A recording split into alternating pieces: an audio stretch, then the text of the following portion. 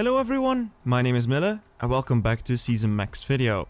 In this series I will show the max tunes for all the cars of this season, alongside a stage 5 tune for the Prestige Cup. And on each car I will give a little word of info and some amazing AR shots, so you will become more knowledgeable on the car and maybe get to like the car more after all. Because in the end we are all here because for a love of cars. And with some facts, now you can maybe brag to your crewmates about something they perhaps didn't even know. Today I will be talking about the Infiniti Project Black S, the Honda Civic Type R with the Varis body kit being the new fastest tier 3 car, the Chevrolet Copo Camaro and its 50th anniversary edition, and to close off, the Mustang Cobra Jet, the fastest Gold Star car in game and the first one to go below 7 seconds. Timestamp for each down below. Before I start, to make two things clear, if a record already exists, I try to get as close as possible. If that isn't the case, I try to set a benchmark or expectation. Also, I would like to thank Natural Motion for providing me the cars on my dummy account to make this video possible. To start things off, the Infiniti Project Black S, a souped up Infiniti Q60 of which only two exist, both in this satin black color. Infiniti, which is a new manufacturer to the game, is part of a Nissan group, but is a part of an alliance with Renault. For this car they even went a step further and started a collaboration with Renault F1 team, and this can be seen all around the car, from the engine bay to the door and even in big on the carbon piece, replacing the rear seats and separating the interior to the trunk. The reason to why this relationship is so important is because the car is supposed to be a testbed for applications such as hybrid technology we see in Formula 1 cars and then applying them to the street legal public world. Also, some things that are quite noticeable are the amount of carbon used on this car, like for example the carbon fiber hood, the trunk which is also fully modeled on the inside, the roof, the front splitter and so on. Like mentioned earlier, the car is powered by a hybrid engine, and to be more precise, a 3-liter twin turbocharged hybrid putting down 563 horsepower. Now combine this with the reduced weight through carbon fiber, with some nifty Formula 1 design tricks such as the F1 style wing end plates, and you get a great, fun to drive track car that you could also spend hours in the mountains with. Funny thing here is, by the way, that the season price spec is the complete opposite of this car. Everything that is satin on the milestone spec is glossy on the milestone price, and vice versa. If we're talking about what my favorite parts are on this car, there are so many, but I'll try to limit it to 3. And first, the most obvious one I think are the yellow accents all around the car, putting the contrast with the satin black. I'm talking about from the outlines on the engine bay, to the carbon aero parts, to the rear wing, but the most crucial one, the P0 marking on the tires. And second then, as we're talking about tires, is the rim design. I absolutely love these, they're so elegant. And my favorite thing has to be the pattern on the interior on the seats and on the door panels. It's truly amazing, I love it. Onto in-game performance, this is a rather high-end tier 4 car, with my best run dipping under the 10.4 mark, which I'm very satisfied with. Here's the tune and my best run.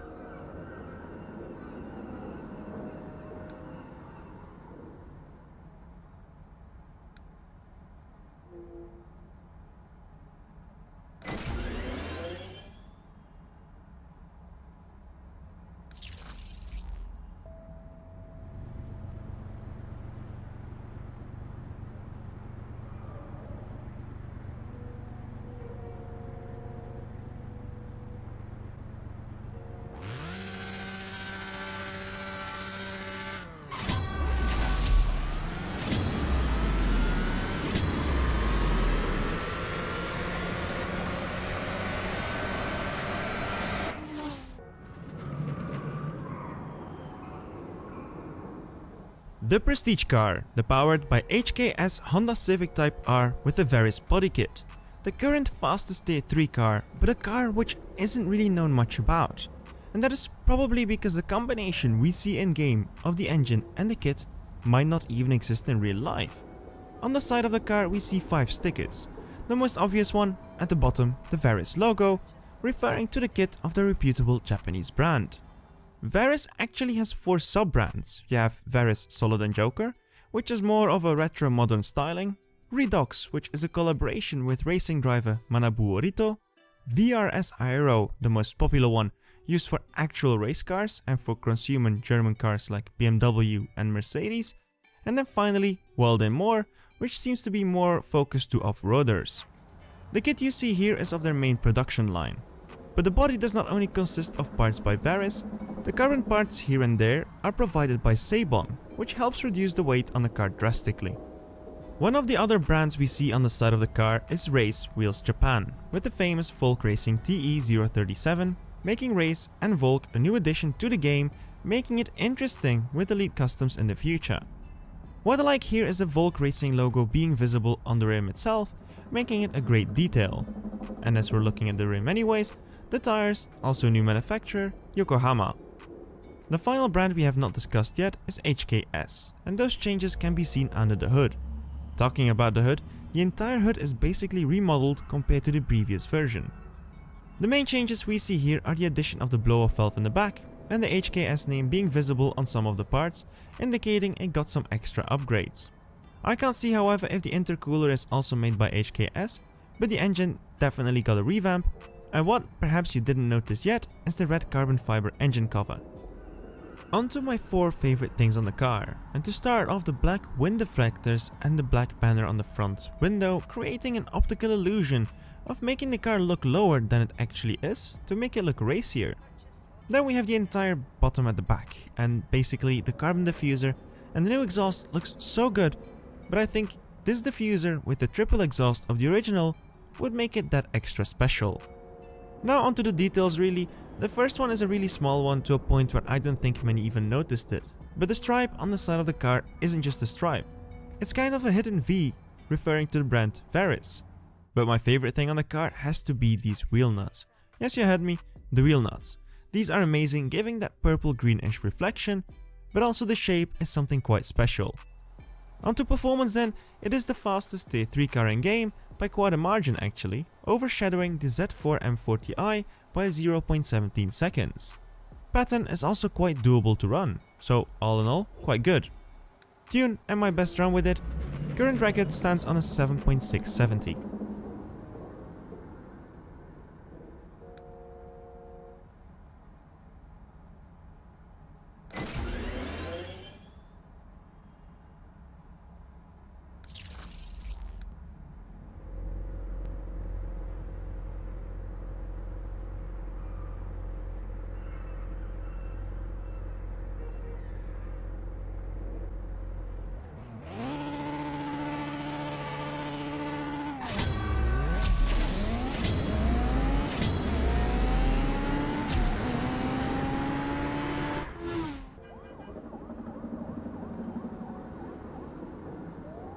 For the stage 5 tune I will not use many words as it's already a lengthy video, but basically it can go under 9 seconds, which is great for a tier 3 car on stage 5.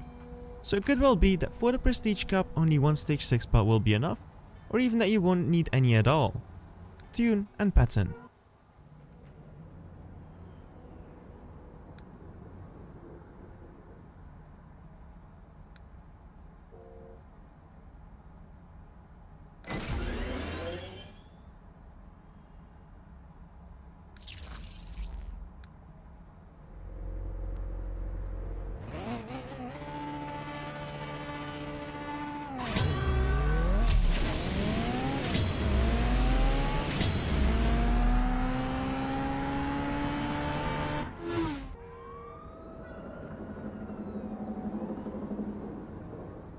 Now what's left? Oh yeah, how can I forget the Duality Cup to gain access to the Duality Evolution Cup? Wait, what is that? Well, basically like a baby of an Evo Cup and a Duality Cup, where you will have to run 2 cars in a super hard event to get a special one of Purple Star. And in this case you will have to use the Copo Camaro and the Cobra Jet going head to head to win the 50th anniversary Copo Camaro. If you need any of these 2 cars, when a drop rate starts on Thursday with a 20 times drop rate, these will have a 7 pull loyalty, which means that you can save yourself some keys. As I want to discuss the 50th versus the Cobra Jet, I will first give a short word on the Copo itself. It was a milestone car prize back in season 81, and back then it became the fastest freely obtainable milestone car, almost breaching into the 7.1 territory, which was back then unspoken of. It's a real drag spec car powered by an LSX based, naturally aspired 427, of which in-game the power says secret, quite mysterious. There are 3 things about the car that I absolutely love. The first one being that this is one of the few cars you cannot see the nitrous boost off. This is because the exhaust is actually placed underneath the car. The second item is this small push-off button on the back. Just a small detail, but so nice. And then in third is a trans brake, which is a real masterpiece, mechanically and design-wise, with the cable going all the way to the back. Tune for the car comes later, with a run where I actually tie up with the world record. Going on to the 50th anniversary edition, well, there are some differences, and I'm telling you, there are a lot more than you think at first sight. Let's start with the front, where under the hood the main difference is the bigger intake, and this time aiming directly to the scoop from the hood. But also some smaller changes to the engine itself. But the hours of work gone into adding those small details to the engine make this game stand out compared to others. What we also see is the badge and the front being black instead of the copper/gold we're used to see. And this black theme can be seen also at the rear of the car, where we don't only have the black logo, but also the black lights. But of course what we can't miss here are the wheelie bars and the parachute, making this a full drag car. With the wheelie bars having the springs modeled, and you can see the ripcord going through the body, which is supposed to open the parachute. Literally everything is modeled here into crazy detail. In the back we also see something that many might not know. The 50th anniversary is equipped with 2 batteries, compared to the regular one, which only has 1. Small fact. Now onto the main rival of the Copo Camaro. We're almost there, guys. The Mustang Cobra Jet, the follow-up of my favorite car in CSR 1 when it used to be the fastest car in game, using a special shift pattern. This is an absolute beauty and a monster at the same time, with the fat rear tires, the skinny front wheel and the Cobra design accentuating the rake, which is the height difference between the front compared to the back. This car is for real my favorite one of the season. And under the hood we see a supercharged V8 with all the air being pulled straight in towards the engine. And then the power, just like the Copo, and the dealership is set on secret. Mysterious again. But look at those welds and the details inside the engine bay. When we look at the interior, we can see where it really shines, with the roll cage wrapping completely around the driver and having a full bucket seat. The safety net is also modeled in. We also have the camera on the dashboard directed towards the driver. There is also a hook attached to the roll cage to hang whatever you want. The pull mechanism at the roof to pull the parachute. Everything is in there, modeled to the detail. If you can, please take out AR when you get this car and just look around in it, it's crazy. There are, in my opinion, 3 things on this car, however, that stand out which I cannot not mention. And the first one is what hides under the parachute and the wheelie bar. The full rear suspension can be seen if you up the brightness, and it's absolutely nuts. Then going more towards the front, in the headlights there is a small Mustang logo, which I find kind of adorable. But my favorite thing about this car has to be the way the hood opens, with this mechanism which has an actual movement of the pin.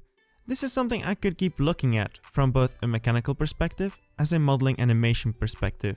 The main thing about these cars is the head-to-head Ford performance versus Chevrolet performance. It's a real battle, with even the tires being Hoosier versus Mikey Thompson. It's a real fight between the two, and it's so nice to see brought them together into a Duality Cup. But what they do have in common is something we might not even see happen that often, as it can only be seen when you're running behind in a race, and that is the flapping red strap of the parachute. An animation kind of like a spoiler, which sadly cannot be seen on the replay mode.